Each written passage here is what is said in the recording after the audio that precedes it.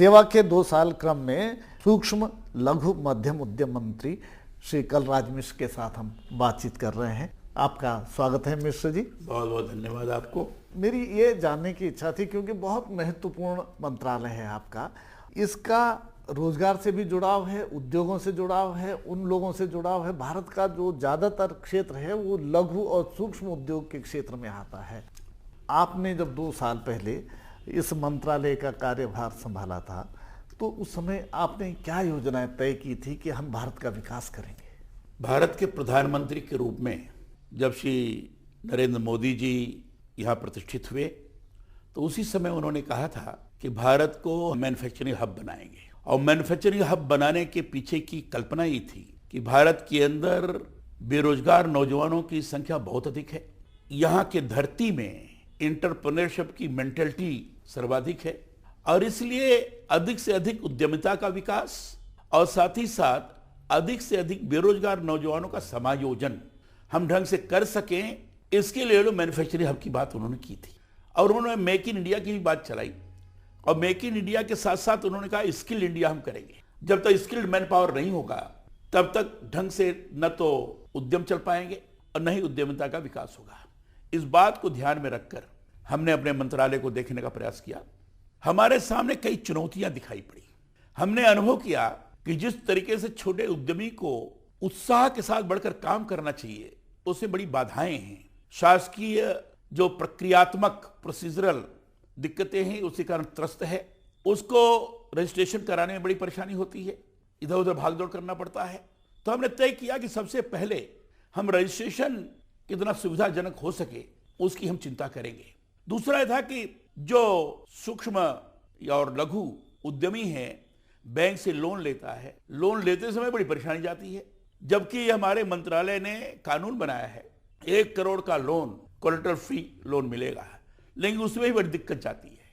तो इसके बारे में भी हमने विचार किया। तो मैं ये कह सकता हूं कि विचार करने के पश्चात हमने अपने अधिकारियों को बुलाकर ये कहा कि रजिस्ट्रेशन की प्रक्रिया कैसे आसान हो। इसके लिए 2 वर्ष के अंदर एक ऐसी प्रक्रिया हमने निकाली जो मैं कह सकता हूं कि पूरे देश के अंदर एक अद्भुत प्रक्रिया है। और उसमें जो 200-300 पेजेस पढ़ने के पश्चात क्वेरी की जाती थी और 50 बार के सवाल पूछे जाते थे, उसको हमने 1 पेज बनाया, उसको ऑनलाइन किया जी।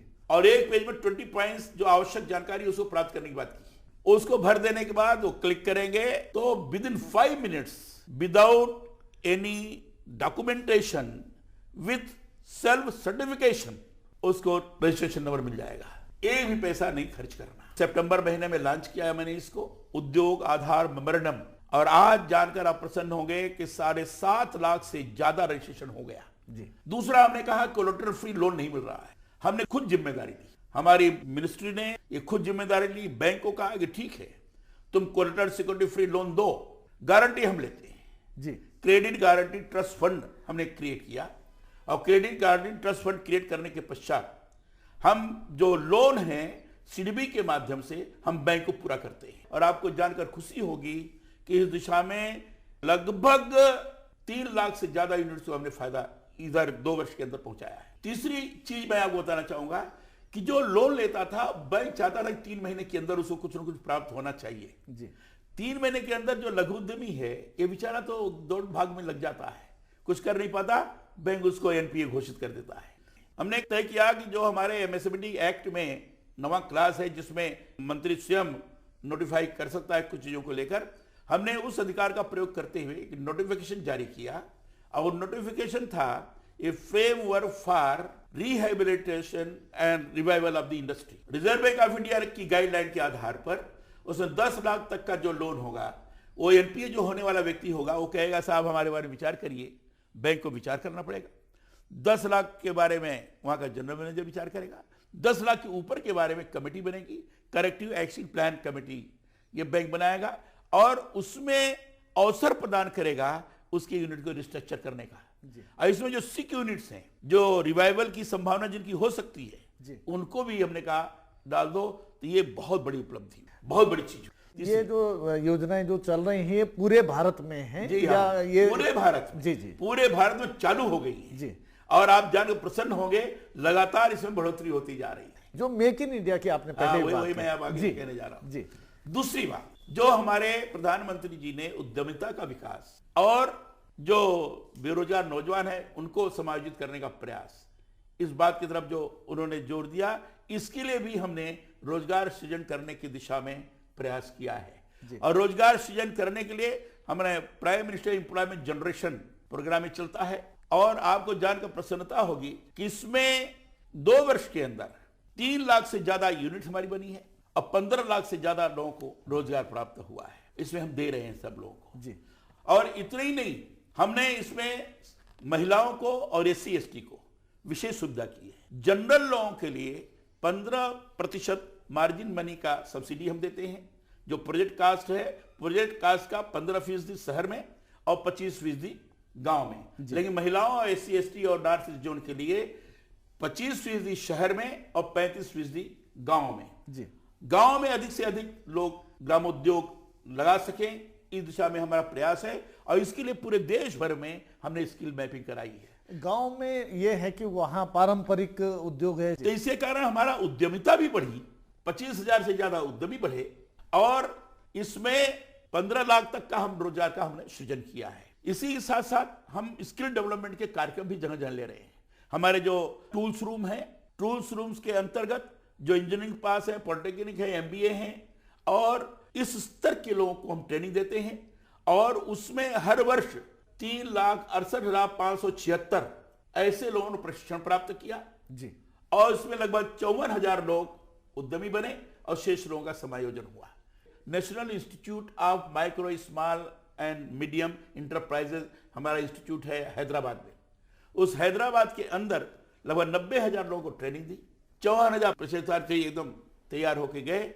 आपको प्रसन्नता होगी, हमने जना जना इसके माध्यम से जॉब फेयर लगाया और जॉब फेयर में 15,000 से ज्यादा लोगों को हमने नौकरी प्रदान किया। और आपको कई जॉब फेयर में तो मैं खुद गया हूं, मैंने देवरिया में भी जॉब फेयर लगाया था और देवरिया में जॉब फेयर लगाने के पश्चात लगभग 4,000 से ज्यादा लोगों का रजिस्ट्रेशन था और 1,100 लोगों को नौकरी दिलवाई गई जी। 30 कंपनी देवरिया के अंतर्गत आई थी।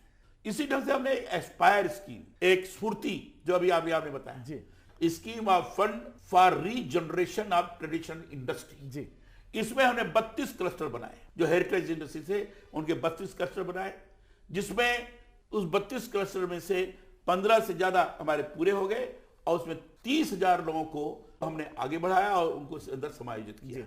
मिश्र जी, मैं जानना चाहता हूं, क्योंकि हम देखते हैं भारत गांव का देश है और जो गांव का जो छोटा उद्यमी है वो अपना लोहार का काम करता है, बढ़ई का काम करता है, क्या आपकी इन योजनाओं में उन लोगों को भी कुछ लाभ पहुंचा? अभी एक मुद्रा स्कीम भारत के प्रधानमंत्री जी ने घोषणा की है। मुद्रा स्कीम माने micro unit development refinance agency, ये नॉन बैंकिंग फाइनेंसिंग एजेंसी है। और इस मुद्रा स्कीम के अंदर जो इस स्तर के लोग हैं, जो छोटे कारीगर हैं या छोटे उद्यमी हैं, कुछ कर नहीं पाते, सेवा क्षेत्र में जो काम करते हैं, दुकानदार हैं, पटरी दुकानदार हैं, सब्जी वाले हैं, ये सब, इनके लिए अभी योजना प्रारंभ की गई है। 3 हमने श्रेणियां बानी हैं। एक श्रेणी है शिशु, जिसमें 50,000 तक का लोन बिना थर्ड पार्टी गारंटी के जी। दूसरा है किशोर जी, जिसमें 5 लाख तक का लोन बिना थर्ड पार्टी गारंटी के। और तीसरा है तरुण जी, जिसमें 5 लाख से ज्यादा 10 लाख तक का लोन जो तरुण करके बिना किसी थर्ड पार्टी गारंटी के है। और इसमें इन प्रकार के लोगों को लोन दे रहे हैं और बड़ा ये सफल हो रहा है। और आप जानकर प्रसन्न होंगे, पहले तो प्रधानमंत्री जी ने 20,000 करोड़ की बात की थी, अब ये बढ़कर 1,25,000 करोड़ हो गया है, जिसमें 3 करोड़ से ज्यादा लोग लाभान्वित हुए हैं। और इस बार और इसको हम 1,80,000 करोड़ इसके अंतर्गत प्रावधानित किया गया है। एस्पायर योजना के अंदर ये नई स्कीम हमने चालू की है, a scheme for promotion of innovation, rural industry and entrepreneurship जी। इसके लिए इंक्यूबेशन सेंटर्स हमने खोला है। 22 इंक्यूबेशन सेंटर्स हमने प्रावधानित किया है, जिसमें 9 इंक्यूबेशन सेंटर बिल्कुल तैयार हो गए हैं और 2 TBI बने, एक लाइवलीहुड बिजनेस इंक्यूबेशन सेंटर है और दूसरा टेक्निकल बिजनेस इंक्यूबेशन सेंटर है। इस पर ट्रेनिंग लेते हैं लोग और हर इंक्यूबेशन सेंटर सस्ती मशीनें हैं, उस पर ट्रेनिंग लेते हैं। गांव में मशीनें खरीद 4 लाख की है, 10 लाख की है, 15 लाख की है, मशीनें खरीद करके वो अपना स्वयं कर रहे हैं और हमने करवाया है जी। मैं कह सकता हूं कि 2 वर्ष के अंदर जितना हो सकता है micro small and medium enterprises को विकसित करने के लिए मैं समझता हूं इससे ज्यादा कोई कर नहीं सकता। माननीय प्रधानमंत्री जी का एक जो दृष्टि है कि जो आने वाला समय है अगले 15-20 साल का, उसमें भारत इस स्थिति में आना चाहिए कि वो दुनिया को सर्विसेज दे सके। क्या जो है उस क्षेत्र में हमारी अभी से तैयारियां हैं और उस रास्ते पर कुछ चल रहे हैं? मैं विश्वास के साथ कह सकता हूं कि भारत गांव का देश है। गांव में जब तक लोगों को आत्मविश्वास के साथ इस प्रकार की अनुभूति कराने में हम सफल नहीं होंगे कि नहीं मैं कर सकता हूं, यह विश्वास पैदा करने की हमारी सरकार कोशिश कर रही है।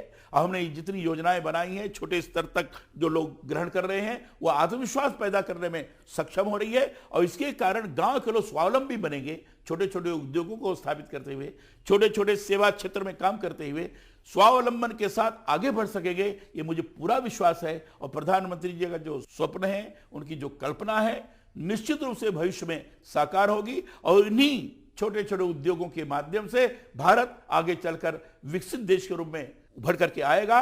क्योंकि हम मान के चलते हैं कि एमएसएमई आर्थिक व्यवस्था की रीढ़ है और आर्थिक व्यवस्था को आगे बढ़ाने में ये ग्रोथ का, विकास के इंजन का काम करती है। आप मंत्री हैं इस मंत्रालय के, कभी आपको ऐसा भी लगा कि बहुत सा ऐसा क्षेत्र रह गया जहां पर कि काम जिस गति से होना चाहिए था शायद कुछ कम हुआ? हाँ बिल्कुल, कई क्षेत्र हैं जो सिक इंडस्ट्री हो रही है, इसी कारण हो रही है। क्योंकि हमारा मंत्रालय केवल अकेले मंत्रालय नहीं है जी। हमारे मंत्रालय के साथ कई मंत्रालय जुड़े हुए हैं, उनका कोऑर्डिनेशन होना बहुत जरूरी है। कोऑर्डिनेशन करने की कोशिश हो रही है। जहां रीजनल इम्बैलेंसेस हैं, जहां चीज जानी चाहिए नहीं जा रही है। अभी तक ये मंत्रालय की स्थिति ये थी कि डिमांड ड्राइवन हमारी सारी चीजें चला करती, जहां लोग मांग करें वहां चले जाओ। हमने इसको खत्म किया है। हमने कहा नीड बेस्ड जी सारे बजट का आवंटन होना चाहिए। नीड बेस्ड बजट के आधार पर हमने काम करना शुरू किया है। जैसे हमने अभी क्लस्टर डेवलपमेंट के लिए 135 करोड़ का हमने प्रावधान किया है इस बजट के अंतर्गत। 1100 करोड़ से ज्यादा हमने पीएमईजेपी के लिए किया है, जिसमें अधिक से अधिक रोजगार का सृजन हो सकता है। क्लस्टर की जिसकी आपने बात बताई, स्फूर्ति की 149 करोड़ का हमने इसमें प्रावधान किया है। ये क्रमशः ये नीड बेस्ड जो आवश्यकताएं हैं उसको हम करेंगे और इसी के माध्यम से रीजनल इम्बैलेंसेस खत्म होंगे। नॉर्थ ईस्ट जोन के लिए हमने विशेष काम किया है, अभी तक काम नहीं हुआ था। ये पहली बार ऐसा हुआ है कि नॉर्थ ईस्ट में सभी 8 स्टेट्स में हमारी तरफ से मिनी टूल रूम बनाने के 10-10 करोड़ हमने सबके लिए कहा है कि बनाइए। ये लोगों के लिए आश्चर्य हुआ है। हमने कहा कि आप बनाकर मुझे प्रोजेक्ट दीजिए, पैसा ले जाइए। पूर्व में ऐसा अनुभव जो है पूरे समाज में रहा है कि जब भी सरकार कोई नई योजनाओं के साथ में आती है, नए कुछ काम के साथ में आती है, तो एक बिचौलिया वर्ग भी जो है वहां पैदा होता है। हम बिचौलिया वर्ग को नहीं पैदा करने दे रहे हैं, हम खुद उसकी मॉनिटरिंग कर रहे हैं जी। हम ऑनलाइन सारी चीजों को किए हैं। जो रिडर्सल का है हमने ऑनलाइन किया है। ऑनलाइन सारा समस्याओं का समाधान होगा, निष्पादन होगा। आप प्राप्त करें B2B बिजनेस का हमने ऑनलाइन किया है, वेब पोर्टल किया है। B2C हमने ऑनलाइन किया है, बिजनेस टू कस्टमर के साथ साथ ये हमने ऑनलाइन किया है। हमने ये भी ऑनलाइन किया है जो हाई टेक्नोलॉजी के आधार पर जो स्किल डेवलपमेंट जिनका हो रहा है, इनके लिए हमने digital employment exchange for industry launch किया है। और इसमें जो स्किल्ड मैन पावर है ये देखेगा कि ये है, और जो इंडस्ट्री है वो भी देखेंगे हमारे लायक वो व्यक्ति है। दोनों आपस में निगोशिएट करके दूसरे लिए काम कर सकते हैं। हर चीज ऑनलाइन, और ऑनलाइन करने के कारण ट्रांसपेरेंसी बढ़ती है, भ्रष्टाचार न बढ़ने पाए इसके लिए हमें प्रयास किया। जो लेंदी प्रोसीजर थे, लेंदी प्रोसीजर के कारण भ्रष्टाचार बढ़ता है, उस प्रोसीजर को हम समाप्त करने की दिशा में प्रयास कर रहे हैं। लेकिन यह बात सही है कि अभी 2 वर्ष हुआ है, इसमें देश बहुत बड़ा है, इसमें इतना जल्दी नहीं हो सकता, क्योंकि पूरे देश भर में हर जिले का हमने स्किल मैपिंग करवाई है। ये शायद पहली बार हुआ है हिंदुस्तान में, पहली बार स्किल मैपिंग इंडस्ट्रियल प्रोफाइल तैयार करवाया है। और उस इंडस्ट्रियल प्रोफाइल के आधार पर कहाँ कैसे रॉ मटेरियल्स हैं उसके आधार पर इंक्यूबेशन सेंटर खोले, ये कोशिश की है। इतनी सारी उपलब्धियों के बाद एक सवाल फिर भी दिमाग में आता है कि जैसे जो कौशल विकास का कार्यक्रम है उसमें और गति लाने के लिए क्या जो है भारत में आपने प्रशिक्षण केंद्र खोले हैं और उनको वेल इक्विप्ड किया है? देखिए, मैं आपको बताना चाहता हूं कि जैसे national institute of micro small and medium enterprise हमारे जो हैदराबाद में है, निमिस में, ये बहुत बड़ा इंस्टीट्यूट है। साथ ही साथ हमारा एक institute Indian institute of entrepreneurship Guwahati में है, और इसके साथ साथ 18 टूल्स रूम्स हमने किया है। ये केवल स्किल डेवलपमेंट की दृष्टि से है। हैंड ऑन ट्रेनिंग में है, बड़े कॉमन फैसिलिटी सेंटर्स भी हैं, इसमें हम ट्रेनिंग दे रहे हैं। 18 और 15 और खोल रहे हैं। 15 में 4 का हमने शिलान्यास किया, और आपको जानकर खुशी होगी ये जो 18 खुले पिछला ये एनडीए सरकार थी उस समय खुले, अब हम करने जा रहे हैं। 4 का हमने शिलान्यास कर दिया है। और साथ ही साथ पीएमईजीपी में ट्रेंड लोग आए तो एक हमने अलग से बैंकों का एनजीओ है, उनके माध्यम से हमने RCT से एमओयू किया है, rural self employment training institute जी, और इसमें लगातार ट्रेनिंग चल रही है, लगातार हर जिले में, और इनको पीएमईजीपी के माध्यम से प्रोजेक्ट तैयार करवाकर आगे बढ़ाने का प्रयास कर रहे हैं। तो अधिक से अधिक केवीआईसी के अंतर्गत 30 स्थानों पर ट्रेनिंग इंस्टीट्यूट खोला है और बाकायदे ट्रेनिंग हो रही है।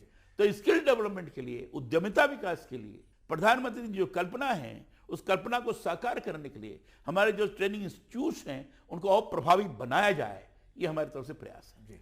बहुत अच्छा प्रयास है। और अंत में मैं इस ओर आपका ध्यान खींचना चाहूँगा कि 5 साल का कार्यकाल सरकार का होता है, 2 साल का समय जो है हो चुका है और आपकी योजनाएं गति से चल रही हैं, जैसे कि आप बहुत अच्छे स्वरों में अपनी बात बता रहे हैं। मेरी ये जानने की इच्छा है कि मंत्री होने के नाते कभी आप पीछे मुड़ करके देखते हैं 2 साल के अपने सफ़र को और वहाँ कहाँ अपने को पाते हैं? देखिए, हमारी आदत रही है हमेशा काम करने की, चरई वेद चलते जाओ। आत्मनिरीक्षण जरूर करता हूं, लेकिन आत्मनिरीक्षण के पश्चात जहां कमी दिखाई पड़ती है उसको पूरा करने का प्रयास करता हूं। जैसे मैं इतना आपको बताना चाहूंगा, जैसे पिछले बार जो बजट का आवंटन था, इस समय तक केवल 5 करोड़ का बजट था, रिलीज नहीं हुआ था। ये पहली बार हुआ है कि 500 करोड़ हमने किया है। अब जो हमने अभी किया है मैं आपको बताना चाहूंगा, पीएमईजीपी में हमने 1139 करोड़ का किया है। खादी और क्वायर, हमारा है क्वायर इंडस्ट्री भी है, उसमें 7 लाख लोग प्राप्त किए हैं जी, और उसमें हमने 530 करोड़ का किया है। और जिसके अंतर्गत इसमें एमएसएमई में 864 करोड़ का आवंटन किया है, जिसमें टूल्स रूम में, जिसका अभी मैंने कहा 206 करोड़ का आवंटन किया है। क्लस्टर डेवलपमेंट के लिए 135 करोड़ का किया है। और जो credit link capital subsidy scheme है जिसके माध्यम से हम मार्जिन मनी वगैरह का देते हैं, उसमें 298 करोड़ का किया है। एनएमएसएमई नेशनल मैन्युफैक्चरिंग कंटिन्यूअस प्रोग्राम हमारी एक स्कीम है, उसके अंदर हमने 87 करोड़ का किया है। और CGTSME जिसको आपने क्रेडिट गारंटी ट्रांसफर का, उसमें 50 करोड़ का किया है। परफॉर्मेंस रेटिंग के अंदर 200 करोड़ का किया है और मार्केटिंग के लिए 80 करोड़ का किया है। ये हमारा सब मिलाकर 3400 करोड़ का आता है, जिससे प्लान बजट है 3000 करोड़ का और नॉन प्लान है 400 करोड़ का। हमने अभी से बांट दिया, जिसमें 500 करोड़ हमारे पास रिलीज हो गया है। क्रमशः हमारा काम बड़ी तेजी साथ चल रहा है। ये मैं कह सकता हूं कि पिछले बार की तुलना में जो पहले बजट नहीं आया था, इस बार हमने पहली बार इस ढंग से किया है जी। उपलब्धियों का वर्ष है, 2 साल बहुत लंबा समय तो नहीं है, लेकिन हाँ, जिस गति से आप अपनी बात बता रहे हैं, मुझे लगता है कि माननीय प्रधानमंत्री जी जिन योजनाओं को लागू किए हैं उस दिशा में जो MSME मंत्रालय है वो भी उसी गति से कदम ताल करते हुए आगे बढ़ रहा है। हमसे बातचीत करने के लिए आपका बहुत बहुत धन्यवाद। बहुत बहुत धन्यवाद आपको भी। आपके माध्यम से गांव-गांव तक हमारी ये बात पहुंचेगी, ये मुझे पूरा विश्वास है। धन्यवाद।